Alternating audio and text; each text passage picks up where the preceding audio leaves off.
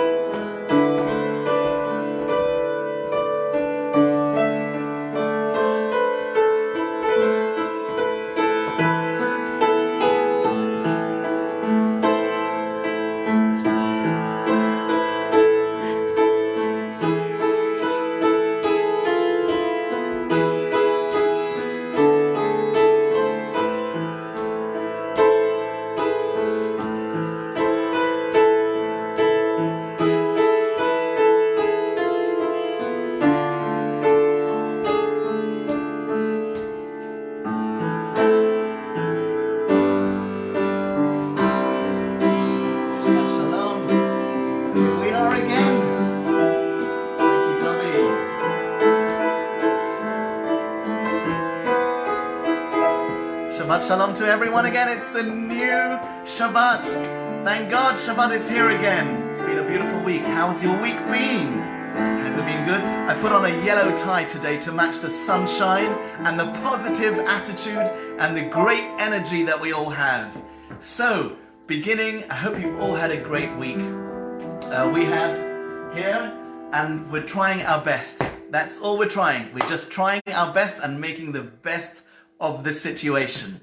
So I thought we'll begin. You know, remember last week we started off with something that we missed from the Shabbat morning service in Shul, and I thought we'll do the same again, just to be familiarized with it, that you don't forget it. So here we go. Shema Yisrael, Hashem Elokeinu.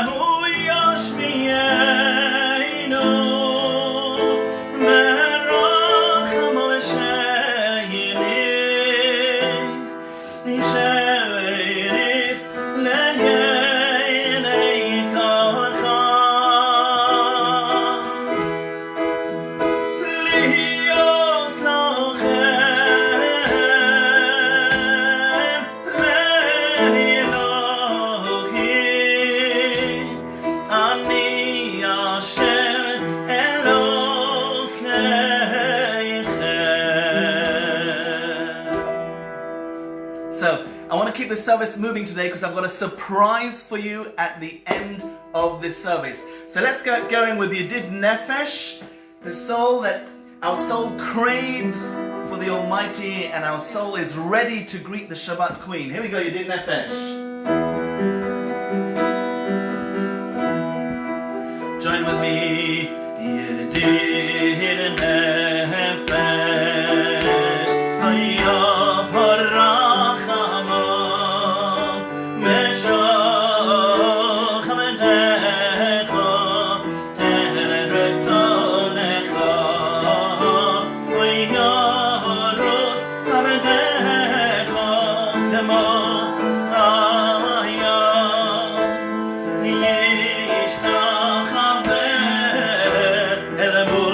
Adorna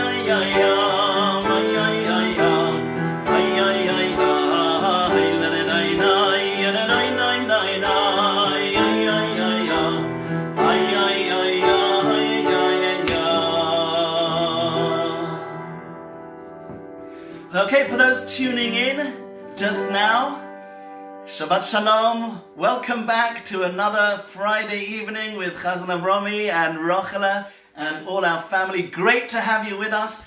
You're in for a treat today because we're going to do something special at the end, so stay tuned. Okay, let's get on with it. L'chuna rananu Hashem. Let us sing to Hashem. Naria letzur yishenu. Here we go. L'chuna rananu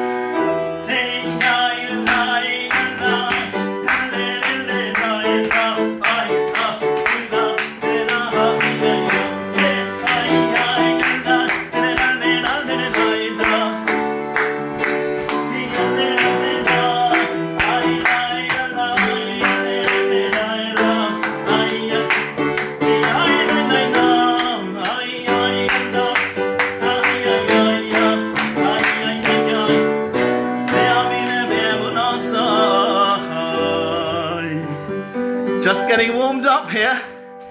Just getting warmed up. Quite a few of you, when you emailed me, you asked me, you said you're loving the energy. Where do I get the energy from? Half of the energy, and most of the energy I get from Rochela. She's got more energy than I have, as you can hear me panting. And the other half I get from all the chocolate. I've just binged on chocolate, so I'm on a sugar high here. And that's why I can do all this dancing. Anyway, to give me a little breather, over to Rochela, who's going to talk to you about Lag BaOmer, which takes place this week. Over to you, Rochela. You know the real reason why I talk? The real reason is because I need to give Avromi a break. I need to give him a break. We actually had a little trial last week to see what happens if the kids, how long they can last singing and dancing. They lasted for about 4.5 minutes. So the request today is noch, that I do 2 little breaks for him, but I promise I'll keep it short, that then he can have a bit of breathing space. So today I thought I'd talk about Lag BaOmer because it's a little bit of a grey holiday. Lots of people don't know what it's about. And primarily I'm going to talk about Rabbi Akiva, who actually I have a huge attachment to. I have a lot of respect and love reading about him. There's certain books that you pick up and you want to reread every few years. And the Akiva book by Marcus Lehman is one of those books. And I recommend everyone to read it because when you do read the historical facts and about his life, it's actually the most inspirational story. So I'm going to just give you the first part of his life, then Avromi will continue singing, and then I'll give you the last part. So we celebrate Lag BaOmer because 24,000 students of Rabbi Akiva died in a plague. Can you imagine a few years ago, even last year, if we heard about a plague that killed 24,000 students, we would not even be able to imagine it. But sadly, as we're coming up to 30,000 people in this country alone, I think it's something that we can all understand now.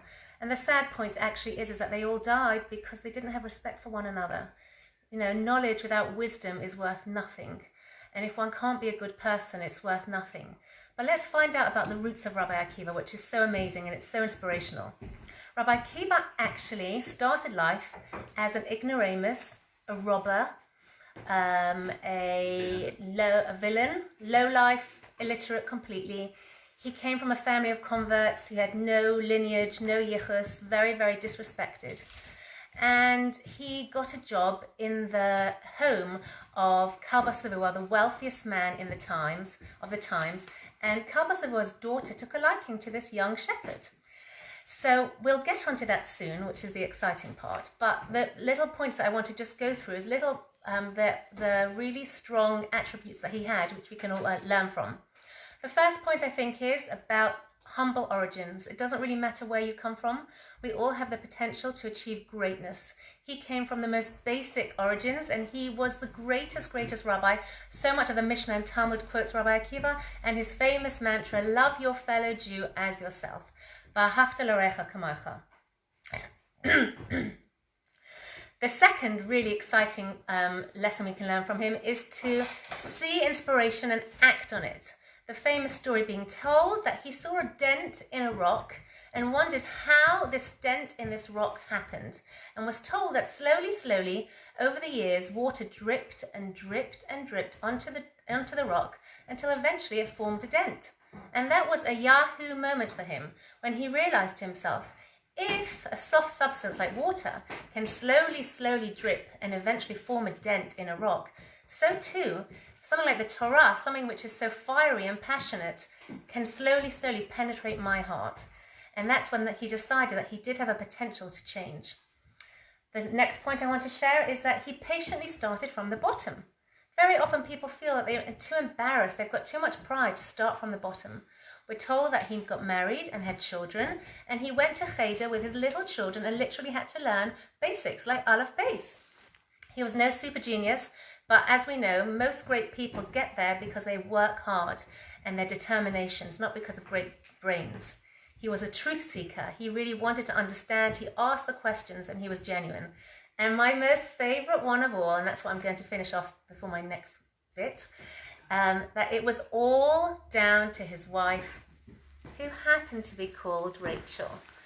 We're told that Rachel was the daughter of the most wealthy and honorable man of the times, And she said to him, if you learn and you study and you become a Torah student and you work on yourself, I believe that you have the potential to be something really great and I will marry you.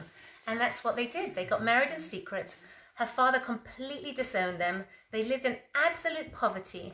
And she patiently stood by him while he became the greatest leader of the time, even sending him off to learn for many, many years. And when he came back and there were throngs of people waiting at his feet, he was such a famous person and so respected, his wife came towards him and he announced to everyone, all that I am and all that you all are is all because of my wife. So the power of a good woman to bring out the potential in a man. We will continue later. Romy, you've had enough of a break? Yes, Okay. let's go on. Let's go. Adonai malach tagin hare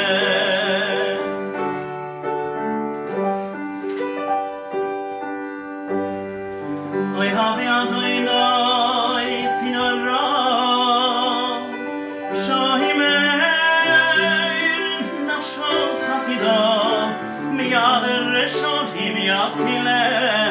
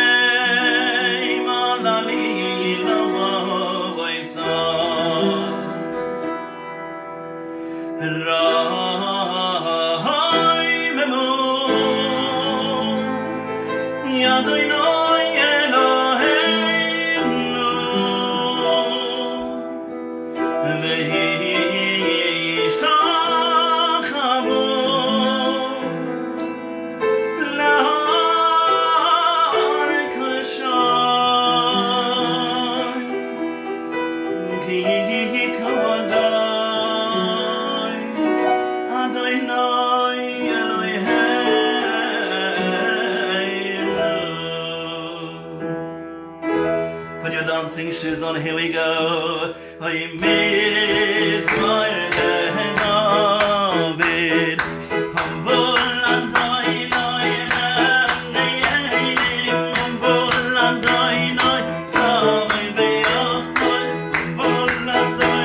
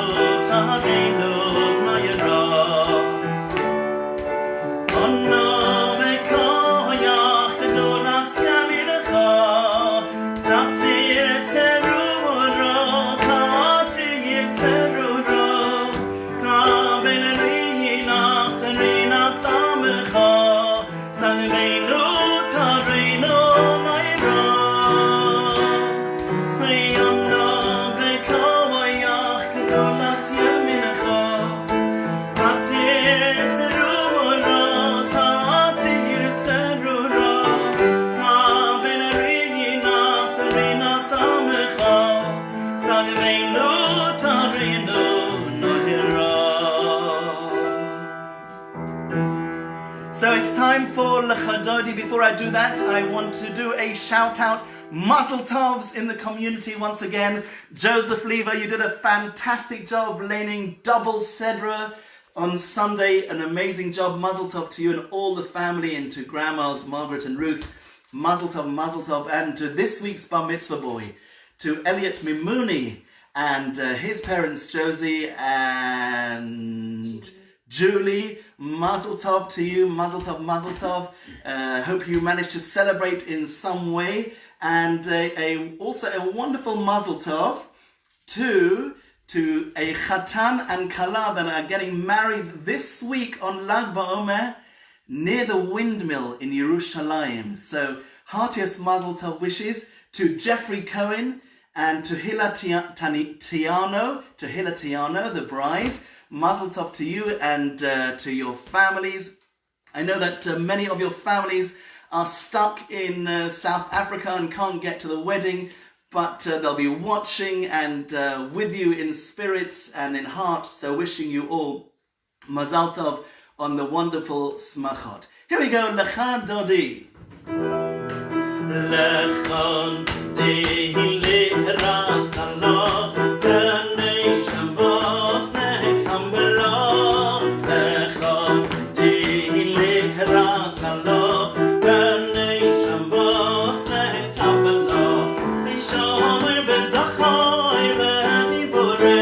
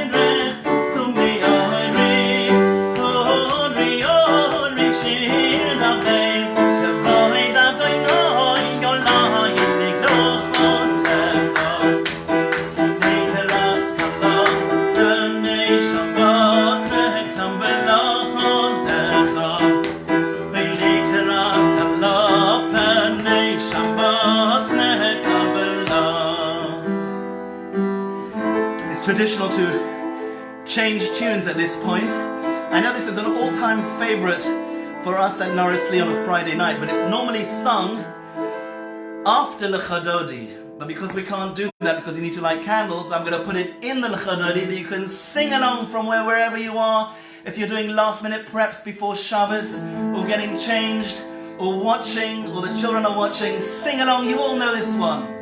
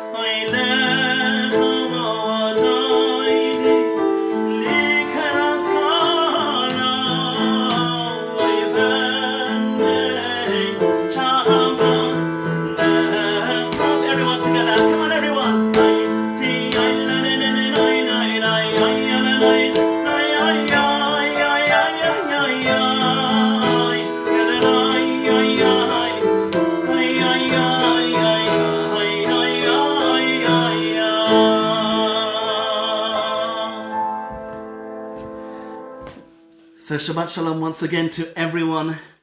Traditionally at this time of the service on Friday night in Shul, we welcome in the Avelim, we welcome in the mourners who have lost loved ones this week and are sitting Shiva, in their Shiva week.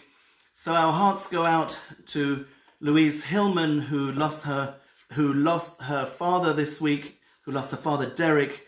And Louise, we wish you much strength, and we are sending love at this time to you and all the family. Also to Robin Mandel, who lost his mother very suddenly this week. Robin, our heartfelt wishes of condolences to you and all the family, specifically to your father Norman, to your sister Caroline and Alex, and your mother's sister Diana. Our hearts are with you, and we wish you, Hamoki Menachem Eschem Besoch Shar Evelet Tzion Yerushalayim, may the Almighty comfort you amongst those mourning for Tzion and for Yerushalayim, and may the Neshama be at peace, and may their memory always be a blessing to you. At the same time, I want to make mention of a very dear and close friend to so many at Norris Lee, whose 11-month Yortzeit we commemorated this morning, of David Soto, who was buried in Israel. We're sending our love to Patricia, to Rebecca, and to Davinia and all the family, and wishing you much strength. He was a beloved human being, and he leaves a huge void, I'm sure, not just in your hearts, but indeed all of ours at Norris Lee. And finally, I know that many people tune in from all over the world, amazingly, to be uplifted by the singing and the music of Kabbalat Shabbat. But I want to make a special mention to someone who follows and who joins us from America. His name is Mark Winograd, and he has Yortzeit for his father. It's a 30th Yortzeit this coming week. Mark, thank you for all your kind emails, and we wish you much strength from our community in Norris Lee to you in the United States of America. Okay, so there's an exciting program that will continue for a few minutes, but I'm going to hand you back to Rachla just that I can take a drink, and then hang in there. It's going to be very, very beautiful. Okay, so the second sequel, much shorter than the first, don't worry. Firstly, I do want to make a note that when I think about Rachel and Akiva, I do think about Patricia and David. Patricia, you are definitely the Rachel. You were the one who brought out the potential in David, and you are a real inspiration, and he was a real inspiration to all of us. So just to come to the end of Rabbi Akiva's life, at this point he's very, very wealthy, he's very respected. He's wealthy because now his father-in-law is overly thrilled that his son-in-law is this very prestigious person, and he is now very wealthy and the most famous and sought-over person in the area, or the world at the time, in the Jewish world.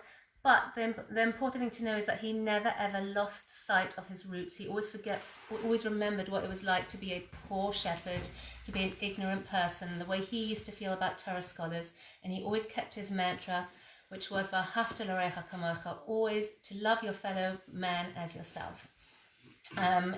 And then, of course, the actual story of Lag BaOmer, that he lost so much. He lost 24,000 students, never mind the physical loss, but the mental loss, the emotional loss, everything that he'd invested in all these people.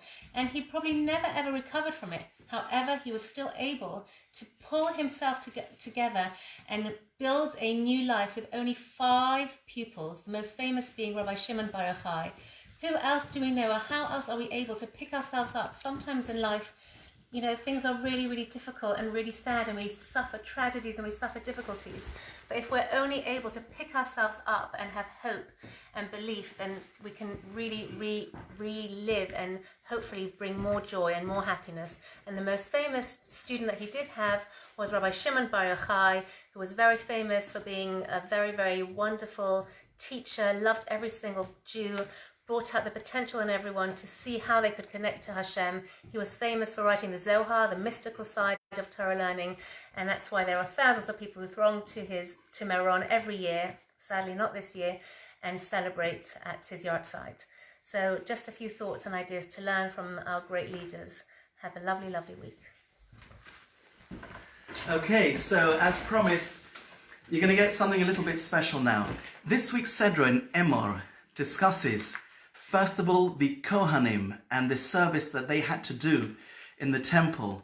And I was thinking to myself that, if anything that we missed over Yom Tov, it was the duchening. It was the priestly blessings that the Kohanim bestow upon us, bestow upon the Jewish people on Yom Tov. And I, certainly as the Chazan, but I'm sure you also felt that in the community, we didn't have our duchening this year. And so I want to do it as a tribute to all our Kohanim in our shul. If you can imagine from where I stand at the Amud on the Bima, and at times during Yom Tov, where there are close to maybe 40 or 50 Kohanim up by the ark on the platform, what a privilege to be able to lead so many Kohanim in the duchening. And I want to try and give you a flavor of what we missed, just to evoke some shul memories, if I may.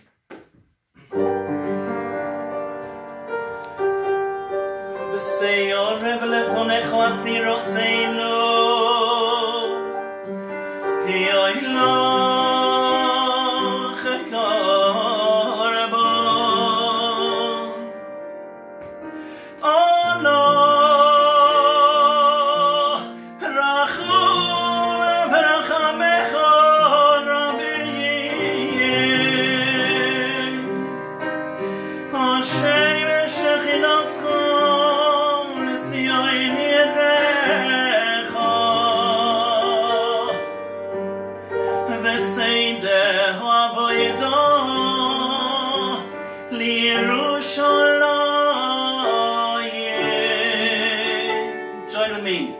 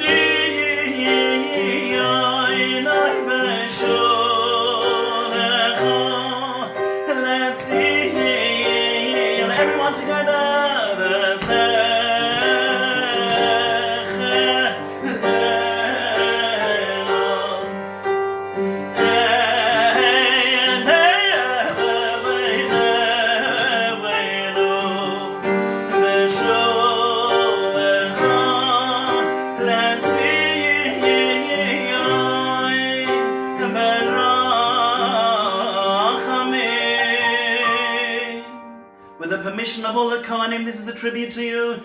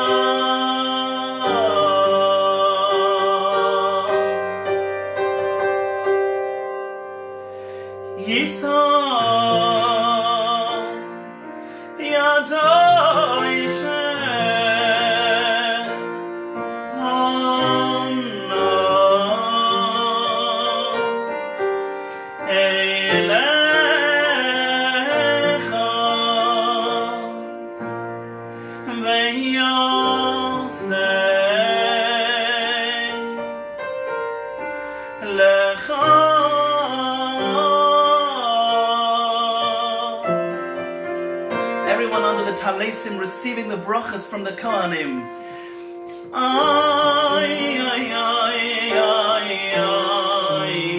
You may have memories of being under your father's talis at this time. Cherish those memories.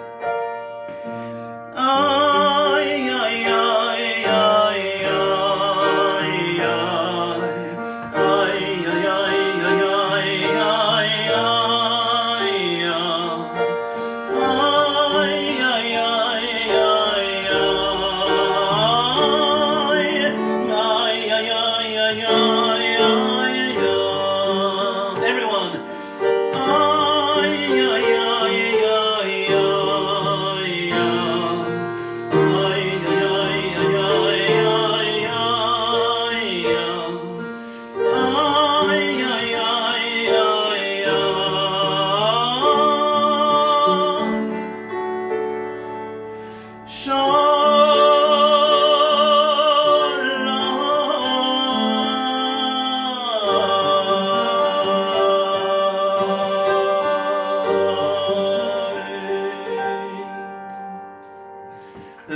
memories evoke such beautiful feelings.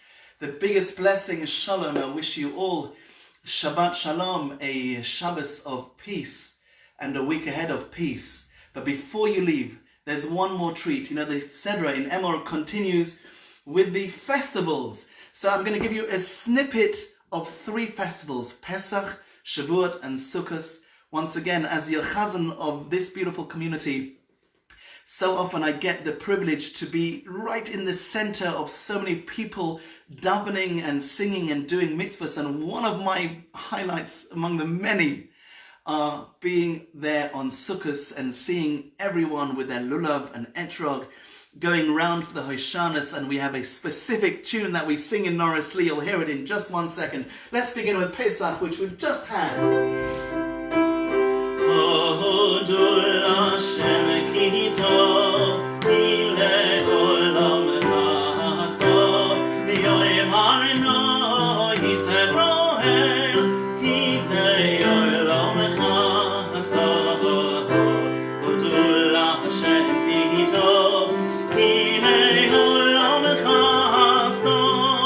That was Pesach. Shavuos, which is coming up.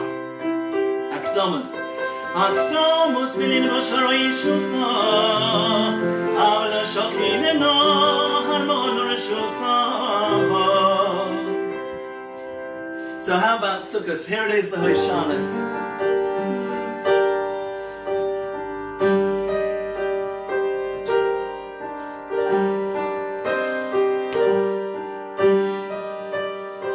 Try and get through it without crying. So beautiful.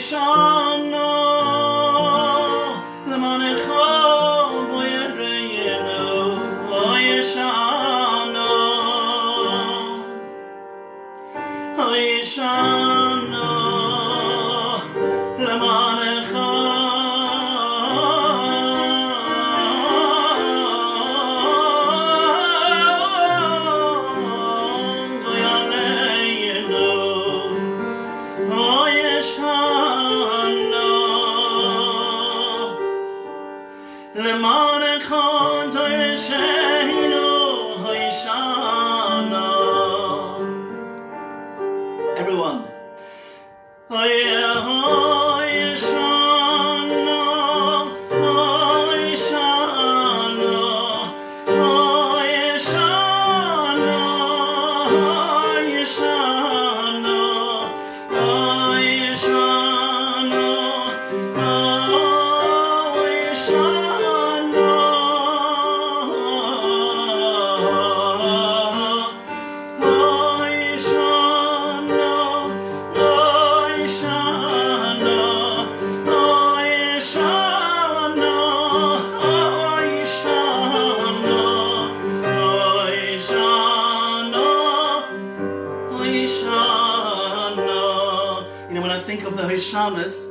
I just can't think of a time when there used to be 400 or 500 people huddled all together, holding their lulavim and their esrogim, and in such close proximity to each other. I'm just trying to think what's going to be this Yom Tov. Who knows where we're going to be for Rosh Hashanah, with Yom Kippur? Will we be able to be together for the Hoshanas? Who knows? So we pray to God that we'll be together again, huddled together. Am echad, belev echad, one nation with one heart. Again.